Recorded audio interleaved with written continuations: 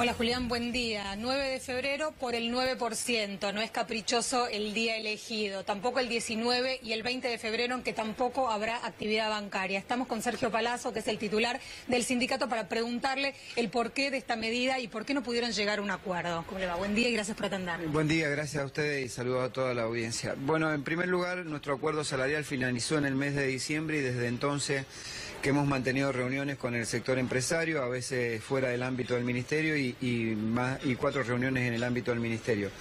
En todas las reuniones el sector empresario siempre ofreció un 9% y planteó un ajuste por inflación cuando superara el 9%. Y los otros 2 componentes económicos de nuestro acuerdo, que son un bono en el mes de enero, decidieron no pagarlo, y el del día del bancario decidieron suprimir lo que es un monto multiplicado por los coeficientes, por lo menos así lo han expresado en todas las actas. Perdón, estos son acuerdos históricos. ¿De qué data? Bueno, desde el 2003 que se vienen formalizando acuerdos y estos componentes vienen desde hace años, inclusive el bono del mes de enero tiene hasta aportes previsionales desde hace 5 años. Más de 15 años que tienen este acuerdo. Sí, y además nuestro acuerdo siempre por la característica de la actividad que es muy rentable se abona en un solo pago, es decir, no es fraccionado, desde enero a diciembre es el mismo porcentaje.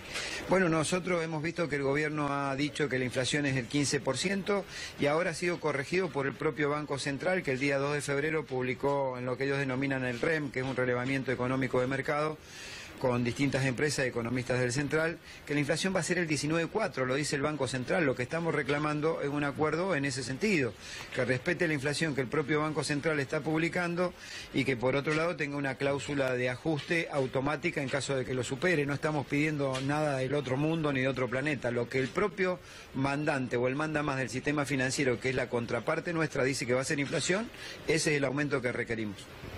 Julián, Daniela, los está escuchando ya Sergio Palazzo. Palazzo, ¿cómo está? Buen día. Aquí Daniela Ballester y Julián Guarino los saludan. Buen día. ¿Cómo le va? Bueno, a propósito Muy de lo bien, que muchas usted gracias. mencionaba, bueno, yo lo primero que quiero aclararle es que el REM, que es el relevamiento de expectativas monetarias del Banco Sí. Central, lo que hace es reúne las opiniones de consultoras privadas, pero no implica necesariamente que sea la opinión del Banco Central. A propósito de lo que usted estaba marcando... Hay 19 bancos, ¿no? Claro, por supuesto. Dentro del REMI y dentro de las empresas hay 19 bancos, si son 19 bancos y coinciden en eso. Claro, pero lo que pasa es que el Banco Central es la autoridad monetaria, es quien hace el señoriaje, como se llama habitualmente en economía. Por eso es importante diferenciarlo del resto de las entidades financieras. En ese sentido, por eso me parecía importante marcarlo. Ahora le pregunto, y tiene que ver con la negociación que ustedes están llevando adelante, este 9% de todas maneras queda muy lejos de los 15 puntos porcentuales que tiene el Banco Central También, como meta claro. de inflación. Sí, bueno, el otro punto que hay que analizar es cuán veraz puede ser la intención o meta de inflación que fije el gobierno. El primer año dijo del 20 al 25 de inflación, fue 41, margen de error 83%. El segundo año dijo 12 a 17, promedio da 14,5 y terminó en el 24,8, margen de error 70. Creo que 19,4 es lo que están estableciendo las consultoras, inclusive hoy creo que ha salido publicado que consultora vinculada al propio ministro Frigerio están dando cerca del 24-25% de inflación. Nosotros lo que decimos es algo absolutamente razonable. Dentro del REM, que vos bien mencionabas y establecía que son empresas que hacen ese relevamiento de mercado, hay 19 bancos, los principales bancos están ahí, quiere decir que ellos saben cuál va a ser la inflación o presumen cuál va a serla, ¿no? Que nosotros aceptemos un acuerdo fraccionado del 9% y sin el pago del bono de enero que se cobra todos los años y eliminándonos la grilla de coeficientes en el día del bancario, implica para nosotros ese tipo de faltante en el acuerdo y el pago fraccionado, que en un sueldo promedio pierden en el año 63.070 pesos y en un sueldo inicial 36.000 pesos por la forma y modalidad que pretenden avanzar con un acuerdo salarial que creo que no corresponde. Palazzo, usted ha hablado de chantaje, un chantaje para con los bancarios, ¿no? Sí. Por un lado, y también ha responsabilizado al Gobierno Nacional, que le hace un pedido a las entidades bancarias para no subir esa cifra. A ver, ¿cree realmente Así que es. esto es así? ¿Cómo lo puede explicar? Sobre todo lo de chantaje, ¿no? Sí, dije que tuve una actitud extorsiva. En el mes de diciembre nos reunimos con el presidente del Banco Nación, González Fraga, con Federico Sturzenegger, Jorge Britos Hijo y Claudio Cesario, y en esa misma reunión ellos plantearon que si nosotros no firmábamos el 9% iban a dejar de ser agentes de retención de un 1%, que es una cuota de los no afiliados.